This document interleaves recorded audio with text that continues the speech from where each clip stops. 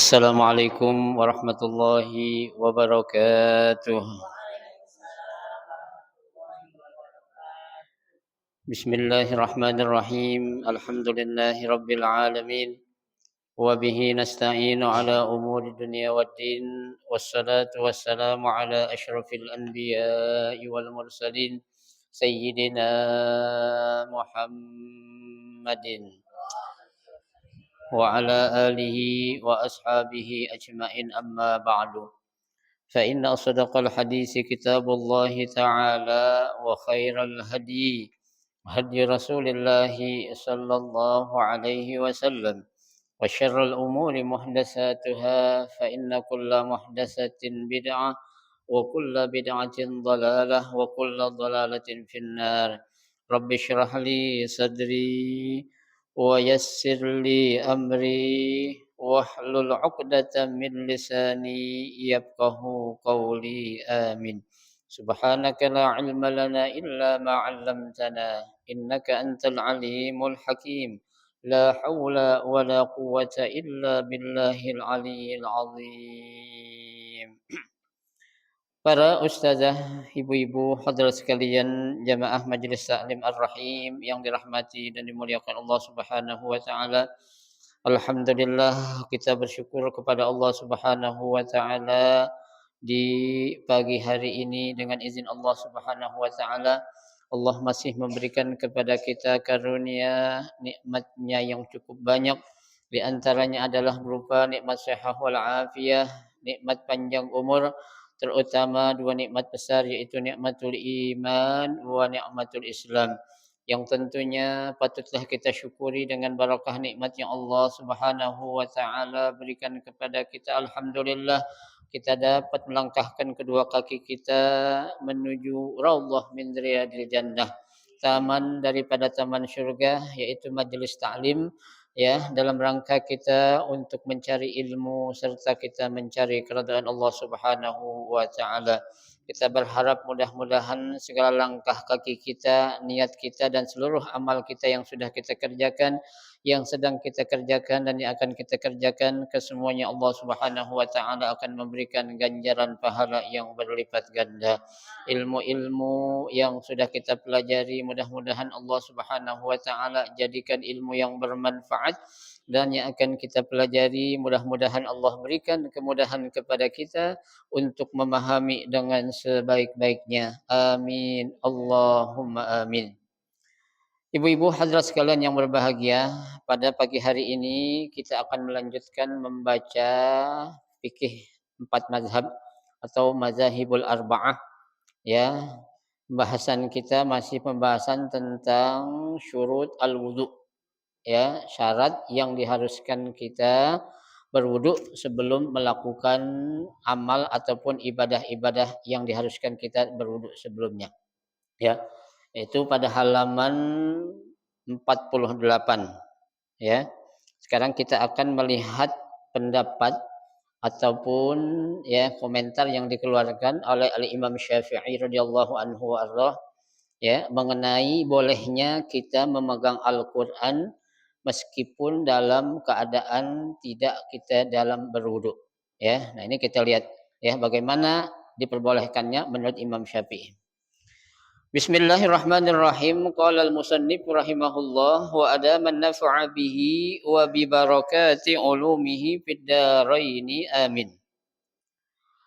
Asy-Syafi'iyah qalu yajuzu massul mushaf wa hamluhu kullan aw ba'dan bi syurutin ahaduha an yahmilahu harzan saniha an yakuna maktuban ala dirhamin aw junaihin salisuha an yakuna ba'dul Qur'an maktuban fi kutubil ilmi lil istishhadi bihi wala farqa fi zalika baina an takuna al ayatil maktubah qalilah aw katsirah. Amma kutubut tafsir fa innahu yajizu masuha bighairi wudu'in bisyurutin an yakuna at-tafsir aksar minal Qur'an. Fa in kana al-Qur'anu aksaru fa innahu la yahillu massuha. Rabi'uha an takuna al-ayat al-Qur'aniyah maktubatun 'ala siyab kasiyab allati tatruzu biha kiswah al-Ka'bah wa nahwiha. Khamisuha an yamussahu liyata'allama fihi fayajuzu liwalihi an yumakkinahu min masihi wa hamlihi litta'allum walau kana hafizan lahu an zahri ghaibin wallahu a'lam. Asy-Syafi'iyah ya, Al-Imam Syafi'i dan juga para pengikutnya ya mengatakan qalu yajuzu massul mushaf ya, diperbolehkannya memegang ataupun menyentuh Al-Qur'an wa hamluhu dan juga membawanya ya. Jadi bukan hanya memegang atau menyentuh tapi juga boleh memegangnya ya atau membawanya itu ya. Kullan ya, meskipun secara menyeluruh au ba'dan atau sebagian saja. Apa maksudnya kullan? Kan zaman sekarang ada Quran itu udah dibagi-bagi ya, juz per juz gitu. Ya, kalau kullan itu kan secara menyeluruh kayak yang biasa kita baca tuh 30 juz. Ada yang dibagi 5 juz 5 juz, ada yang dibagi ya 1 juz tuh ya. Itu untuk kita apa? Mempermudah ya agar kita selalu dianjurkan untuk mengkhatamkan Al-Qur'an meskipun ya dengan cara dibagi-bagi bacanya. Ya, seperti yang kita jadikan wiridan kita setiap awal bulan kita mengkhatamkan Al-Qur'an ya. 1 juz ya. Itu jangan pernah kita tinggalin tuh Bu ya. Nanti fadilahnya baru kita dapetin dah ya insyaallah. Ada sih bukan enggak ada sekarang, tapi yang paling kita dapat rasakan nanti saat kita sudah ngontrak di kuburan. Ya, kalau udah ngontrak di lubang yang ukuran 1 kali 2 meter baru kita ngerasain ya. Ya, oh enak ya. Bu di kuburan juga kita ngontrak loh Bu, bukan di dunia doang. Ya, itu ngontrak kita karena nanti kita akan pindah ke negeri yang berikutnya yang terakhir mana tuh? Ya, alam akhirat. Dunia kita ngontrak, kuburan kita ngontrak, ya, yang nggak ngontrak mana nanti di akhirat selamanya itu, ya. Tuh, karena kehidupan akhirat adalah kehidupan yang kekal kekal abadi, ya. Tuh. Nah, boleh kita ya nyentuh ataupun membawa Al-Qur'an meskipun kita dalam keadaan nggak berwudu, ya, baik itu Al-Qur'an secara menyeluruh ataupun sebagian saja. Tapi ada tapinya nih, bisyurutin, ada syaratnya. Ya, tuh. Apa syaratnya? Ahaduha yang pertama, an yahmilahu harazan. Ya, diperbolehkannya kita megang kalau tujuannya untuk harazan. Apa harazan itu? Jagain. Ya, jaga kehormatan Al-Qur'an. Ya, kita nemuin ada Al-Qur'an di pinggir jalan atau di jalanan, ya, meskipun kita nggak ada wudhu, meskipun kita lagi ngepet juga nggak apa-apa dah, ambil aja. Ya, kenapa? Tujuannya untuk menjaga kehormatan ataupun kemuliaan kitab suci Al-Qur'an, ya. Nah, jangan sampai kita selaku orang-orang yang beriman saat kita melihat atau potongan-potongan Al-Qur'an, ya, sobekan-sobekan Al-Qur'an yang berkeliaran di mana-mana itu, ya, kita diamin aja, biarin dah tuh. Nah, bahkan kita injek, jangan sampai. Ya, ada lagi yang dijadiin buat bungkusan cabai bawang. Ya, jangan sampai tuh. Ada, ya, makanya kita jangan sembarangan lah nulisan yang tulisan Al-Qur'an ke dalam kertas sembarangan. Ya, kayak seperti pada undangan-undangan tuh yang kita bikin, ya. Itu kan akan bukan nggak mengurangi sih, nggak akan mengurangi. Tapi kitanya kurang bisa menghormati, ya. Al-Qur'an itu nggak minta dimuliai, ya. Allah yang memuliakan Al-Qur'an udah cukup. Ya, Allah yang menjaga Al-Qur'an, udah cukup. Nahnu nazzalna dzikra wa inna lahu lahafizun. Ya, kata Allah kami yang menurunkan Al-Qur'an dan kami juga yang jagain. Ya, Al-Qur'an enggak perlu sama kita, tapi kita yang perlu untuk ngejagain dan memuliakan Al-Qur'an. Kenapa? Karena Al-Qur'an itu akan datang nanti ya hari kiamat. Ngapain tuh Al-Qur'an datang? Syafi'an li ashabi. akan memberikan syafaat kepada orang yang cinta kepada Al-Qur'an. Ya, makanya Nabi bilang Iqra'ul Qur'ana. Ya, bacalah Al-Qur'an. Kenapa? Fa innahu ya'ti yaumal qiyamah syafi'an li ashabi. Karena Al-Qur'an itu nanti pada hari kiamat akan datang kepada siapa? Kepada orang yang cinta, yang suka membaca Al-Qur'an. Ya, di antara cinta juga kita jagain Al-Qur'an itu ya. Tuh. Baik. Yang kedua, saniha, yang kedua an yakuna maktuban ala dirhamin au junaihin. Ya. Nah, diperbolehkannya kita megang Al-Qur'an meskipun tanpa dalam keadaan kita punya wudu. Syarat yang kedua apa? Jika Al-Qur'an itu tertulis dalam mata uang. Ya, seperti dirham ataupun jenih. Ya, dirham kan mata uang Kuwait ini. Ya, jenih mata uang Saudi, mata uang apalagi itu Emirat atau ya Emirat juga mata uangnya apa tuh? Ya, mata uangnya adalah ya jenih. Mesir juga itu. Mesir jenih ya. Tuh. Nah, seandainya tuh ada Al-Qur'an yang tertulis di mata uang itu ya kata Imam Syafi'i bolehlah kita pegang karena itu tertulis di mata uang seperti di mana? Di tadi itu di dirham ataupun di jenih ya. Di mata uang rupiah ada tulisan Al-Qur'an enggak? Di rupiah enggak ada. Yang cepek kali ada tulisan Al-Qur'an qul huwallahu ahad ada?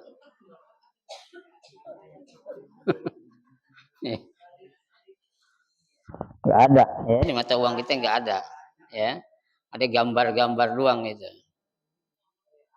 Ya, jadi jangan jangan sembarangan kita menuliskan Al-Qur'an di tempat-tempat yang enggak pantas ataupun di tempat-tempat yang enggak layak untuk kita tulis Al-Qur'an. Tapi ada, Bu. Ya, di sebagian mata uang ada. Ya, yang di situ ada ayat Al-Qur'annya ada. Ya, Ibu kalau pernah jalan-jalan ke negeri Arab lah, itu ada. Ya, meskipun potongan. Ya, di mata uang itu tertulis. Ya, itu. Itu yang kedua. Salisuha yang ketiga, ya, yang diperbolehkannya kita memegang Al-Qur'an atau membawanya meskipun dalam keadaan tidak berwudu adalah apa? An yakuna ba'dul Qur'an maktuban fi kutubil ilmi. Ya, Al-Qur'an itu tertulis di kitab atau buku-buku. Ya, kayak kita bilang sekarang ada Quran hadis itu kan tuh. Ya, di kitab-kitab yang di LKS aja ada sekarang. Ya, tulisan Al-Qur'an itu. Heeh, ya. Tuh boleh tuh. Kita apa? Kita pegang meskipun kita dalam keadaan tidak punya wudu. Ya. Kalau lagi wudu nggak boleh megang, jangan. Lagi wudu jangan terbasah. Ya. Dalam keadaan tidak punya wudu. Ya, megang uang sama punya uang beda gak? Megang uang sama punya uang beda gak? Enakan megang apa punya?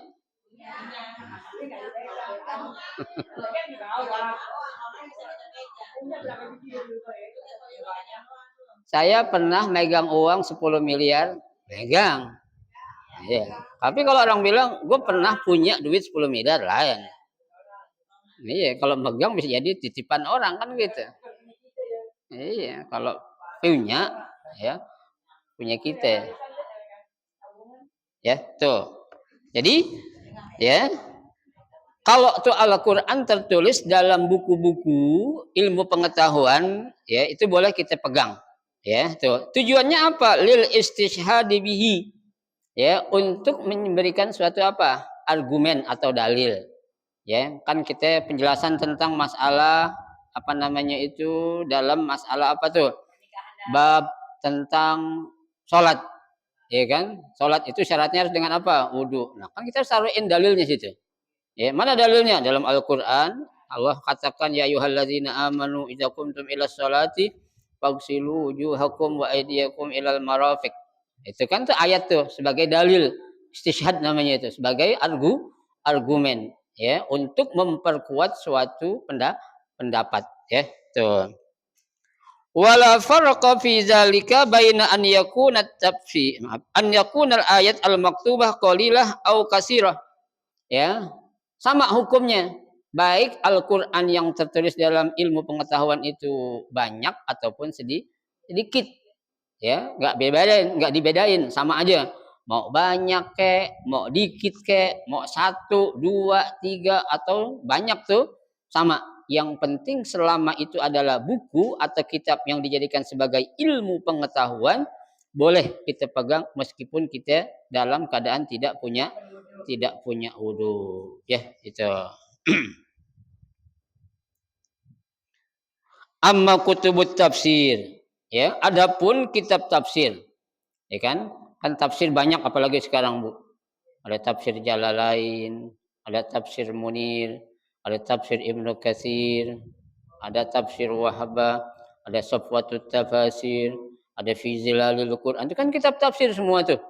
Ya, yang tujuannya apa tuh? Untuk menjelaskan makna atau maksud daripada ayat, ya, tuh.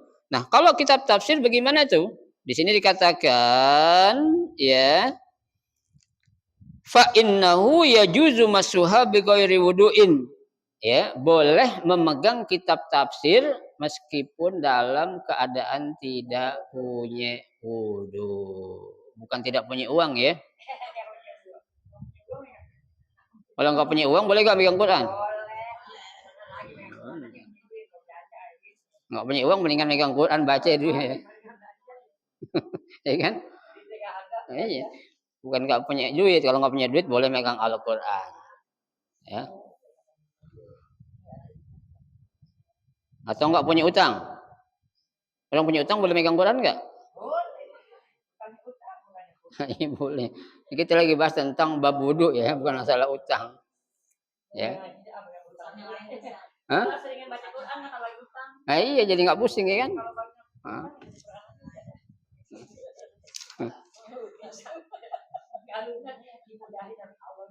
Iya.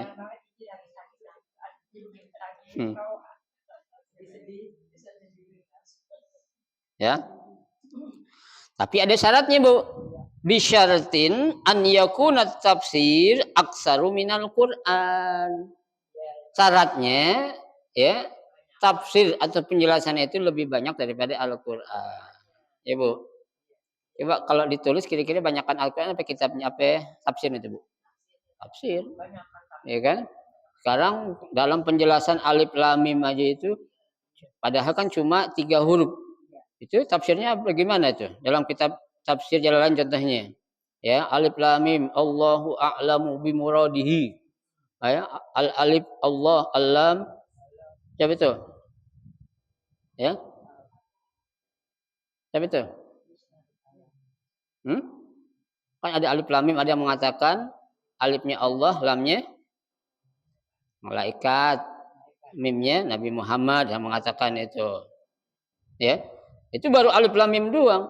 Ya, zalikal kitabul la raiba fi ay hadzal kitab la syakka fihi. Tuh, ya. Itu penafsirannya aja tuh satu kata atau satu ayat bisa berbaris-baris itu. Penjelasannya. Nah, itu makanya dijadiin syarat. Yang penting syaratnya kita boleh megang tafsir, tafsirannya itu lebih banyak daripada Al-Qur'annya.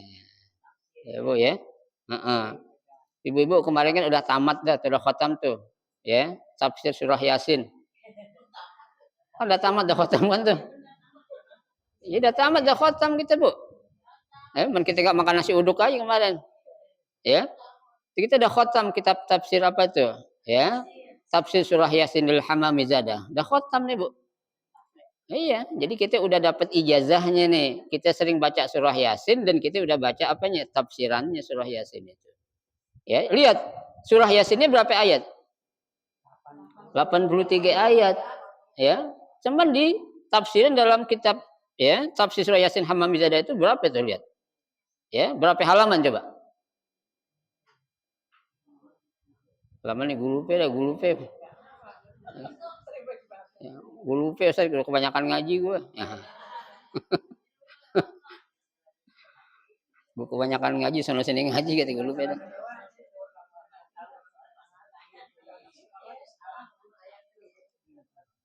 Ya. Ya pokoknya segitulah Ustadz katanya. Banyaklah banyakan. Iya.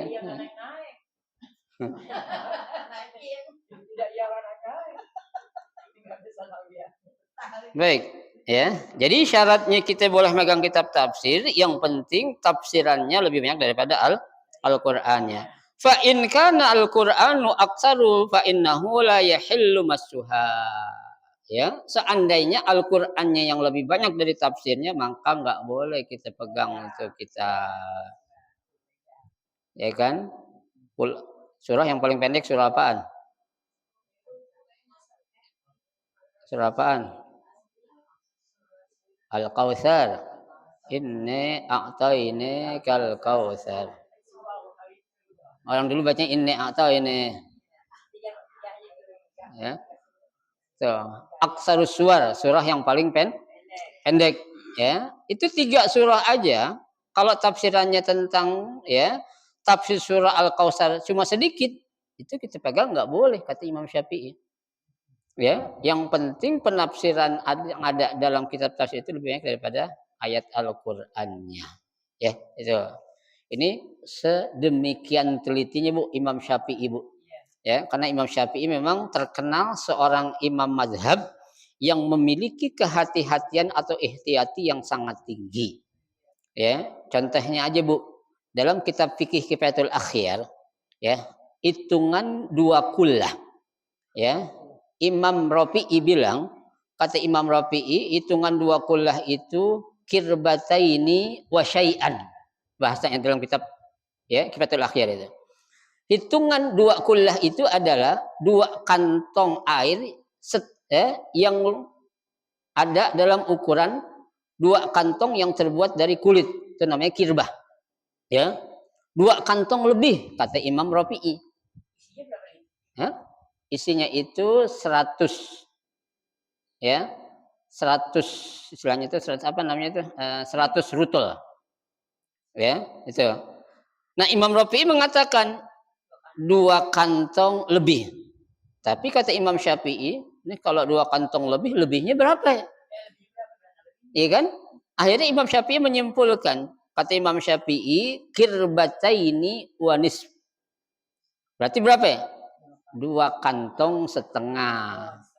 Tuh dalam kitab fikih Kifayatul Akhyar. Itu contohnya tuh.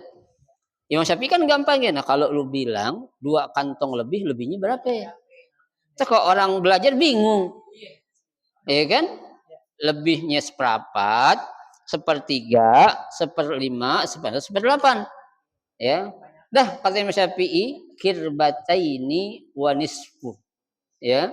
2 kantong setengah. Ya kan? Nah, berarti ya, 2 kantong setengah itu hitungannya 1 kula. Kalau 2 kula berarti 5 berapa kantong? 1 kula 2 kantong setengah. Kalau 2 kula jadi berapa kantong?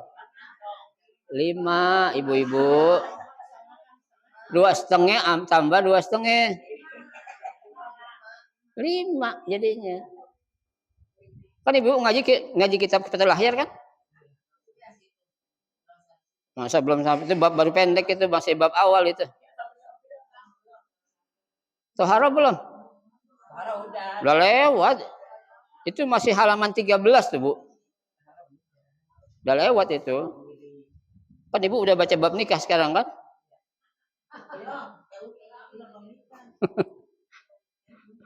Ya. Kalau tohara udah pasti udah.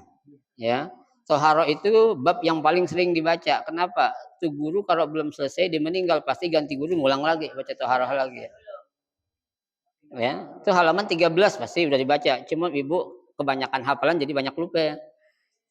Ya. Ya. Itu dalam kitab ya Kifayatul Akhyar. Contohnya kayak gitu tuh, Bu, ya. Makanya jangan heran Imam Syafi'i dia mengatakan ya, dalam mengeluarkan pendapatnya beliau, Imam Syafi'i nggak akan mengeluarkan pendapat kalau tidak menggunakan argumen atau dalil yang sahih. Ya, sehingga beliau mengatakan in sahha hadzal hadis fahuwa madhhabi. Ya, seandainya hadis ini yang aku gunakan untuk sebagai argumen adalah hadis sahih, maka itu adalah pendapat aku.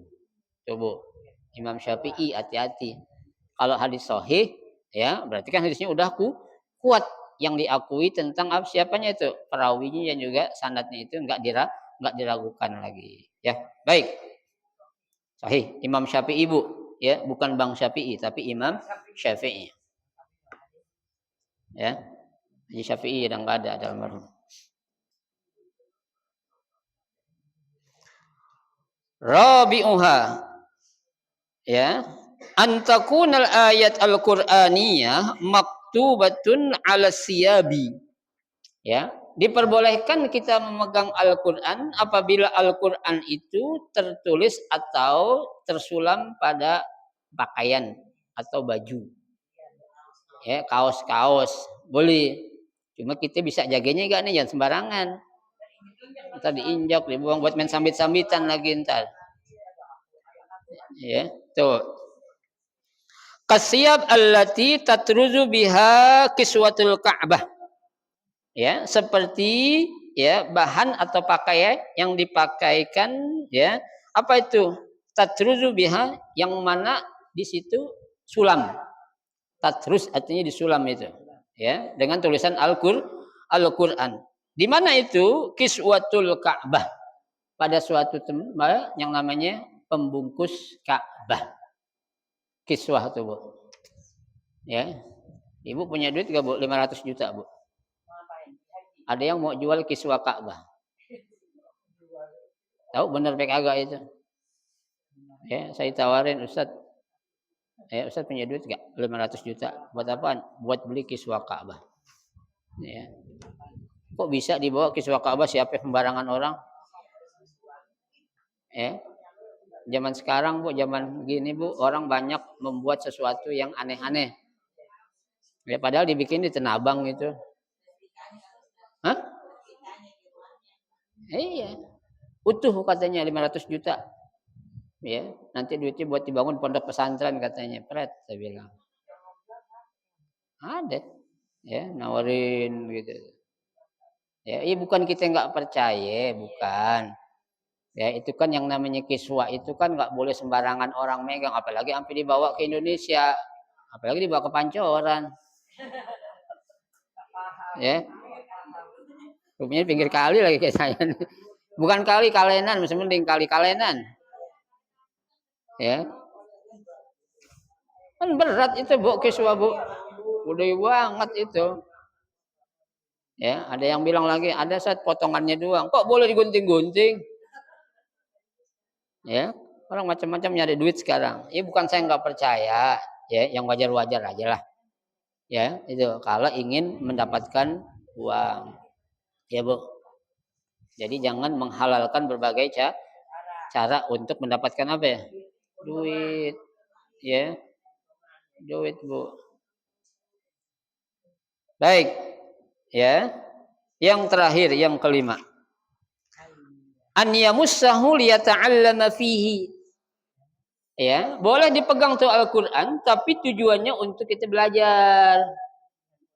Ya, kalau kita lagi mau belajar, nggak apa-apa lah nggak punya wudhu, tapi baiknya juga kita harus ajarin anak-anak kita untuk selalu berwudhu saat apa ya? Saat akan memegang Al-Qur'an. Ya, biasain. Ya, karena kalau nggak dibiasain, Bu, ya Allah, anak-anak sekarang jangan pun baca Quran, sholatnya aja anak sekarang masih rebek banget. Ya, sholat anak-anak sekarang SD, SMP, bahkan SMA aja sholat, lagi sholat sempet-sempetnya ngobrol. Lagi sholat loh, Bu. Ya, sholat Allahu Akbar. Tadi, ya, ini ngobrol. Ini ngobrol. Ya, sholat kayak gini kan? Ya, enggak. Ulang ini. Iya. Allah, ini orang dibilang nggak sekolah tapi pakai baju sekolah. Ya. Ya. Itu umur udah pada tua, ada SMP, SMA, sanawiyah, aliyah. Ya, udah tua kalau anak-anak baru 6 7 tahun SD kita maklumin dah. Salat, Bu. Bukan, saya bukan ngomong ini, saya lihatin Allahu Akbar. Lah, saya bilang saya jadi nggak khusyuk di belakang dia sholat. Iya, saya jadi ngeliatin orang anaknya siapa, saya bilang. Kayak seragam padahal gitu. Ya, itu Bu. Jadi tolonglah kita kontrol anak-anak kita dalam masalah ibadah. Ini sholatnya tiangnya agama, Bu. Ya, kalau tiangnya nggak benar, hancur. Ya, sebelum hancur dia bakal apa, doyong. Habis doyong baru rubuh. Ya, itu makanya anak-anak muda zaman sekarang gampang dipengaruhi oleh sesuatu yang datang dari luar karena apa? Tiangnya nggak kuat. Ya, kenapa sholatnya masih pada berantakan? Coba sholatnya bener, nggak bakal. Ya, nggak bakal orang anak-anak kita itu diganggu tuh. Ya, kenapa? Sholat itu sebagai apa? Iman, tiang. As-sholatu imanuddin. Ya, sholat itu adalah tiangnya agama. Apalagi dia kagak sholat. Ya, itu jangan sampai ya bakalan rugi. Kenapa?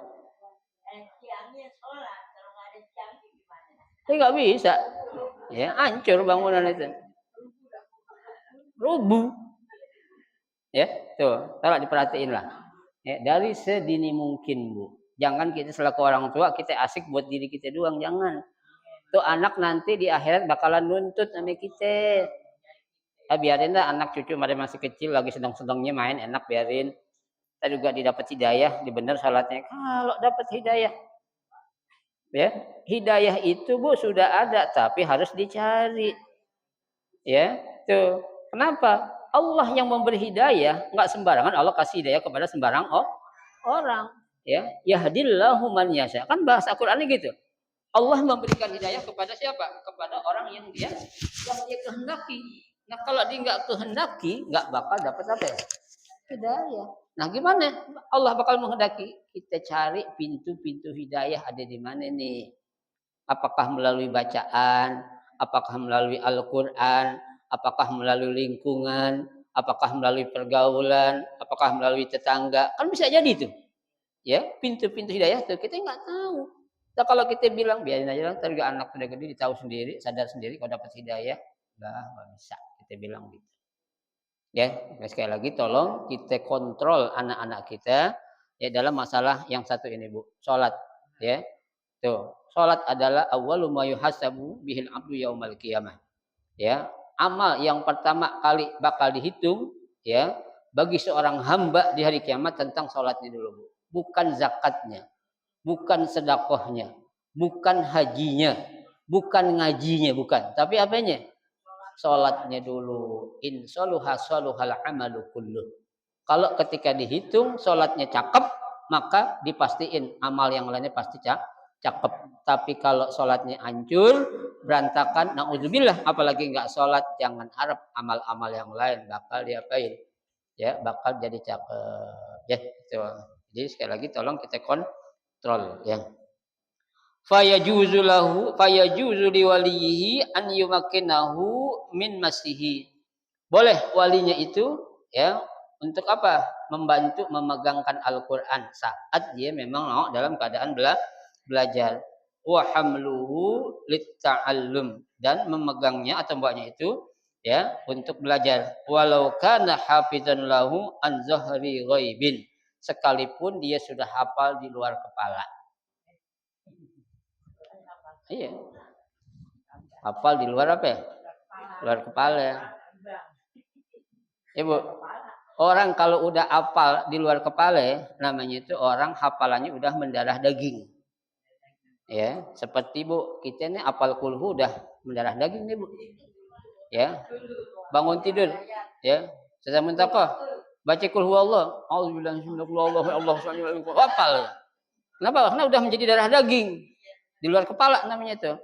Ya coba mentaqah baca surah Al-Bayyinah ayat ketiga.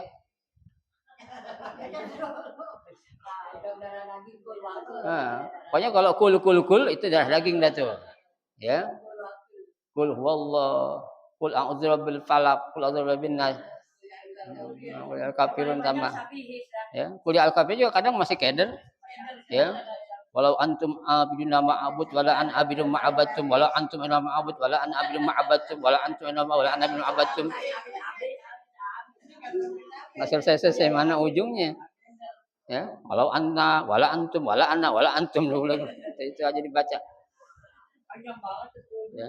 Kenapa lu baca? Ini kuliahnya lebih panjang dari yang biasanya gitu. Ada itu juga. Ya. Jangan. Ya, tuh.